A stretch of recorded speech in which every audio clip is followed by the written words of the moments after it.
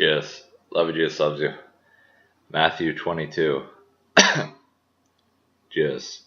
And again Jesus spoke to them in parables, saying, The kingdom of heaven may be compared to a king who gave a wedding feast for his son, and he sent his servants to call those who were invited to the wedding feast, but they would not come.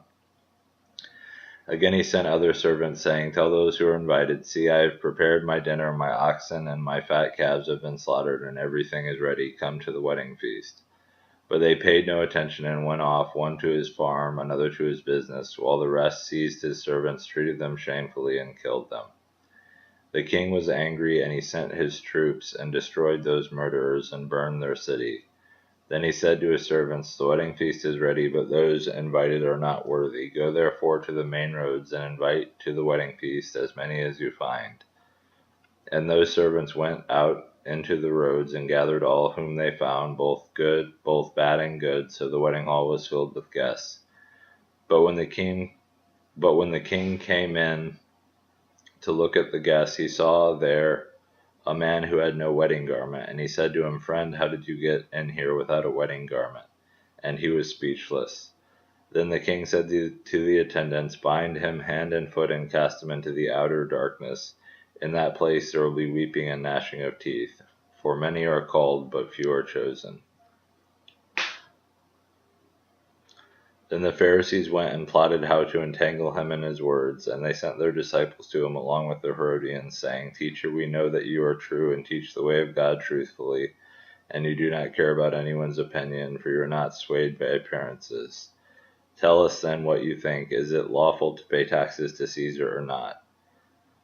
But Jesus, aware of their malice, said, Why put me to the test, you hypocrites? Show me the coin for the tax. And they brought him a denarius. And Jesus said to them, Whose likeness and inscription is this? They said, Caesar's. Then he said to them, Therefore render to Caesar the things that are Caesar's, and to God the things that are God's.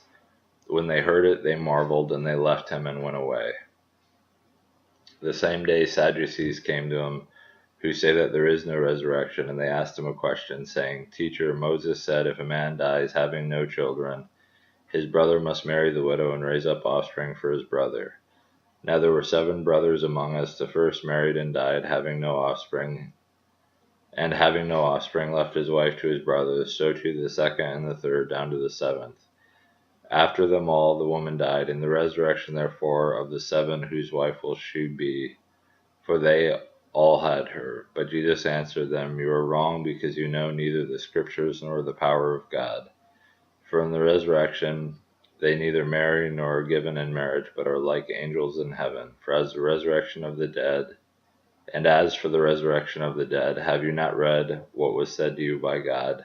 I am the God of Abraham and the God of Isaac and the God of Jacob. He is not God of the dead, but of the living. And when the crowd heard it, they were astonished at his teaching. But when the Pharisees heard that he had silenced the Sadducees, they gathered together, and one of them, a lawyer, asked him a question to test him. Teacher, which is the greatest commandment in the law? And he said to him, You shall love the Lord your God with all your heart and with all your soul and with all your mind.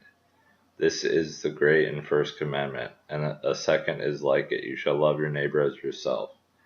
On these 2 commandments depend all the law and the prophets. Now while the Pharisees were gathered together, Jesus asked them a question, saying, What do you think about the Christ? Whose son is he? They said to him, The son of David. He said to them, How is it then that David in the Spirit calls him Lord, saying, The Lord said to my Lord, Sit at my right hand until I put your enemies under your feet. If then David calls him Lord, how is he his son? And no one was able to answer him a word, nor from that day did anyone dare to ask him any more questions. Jesus.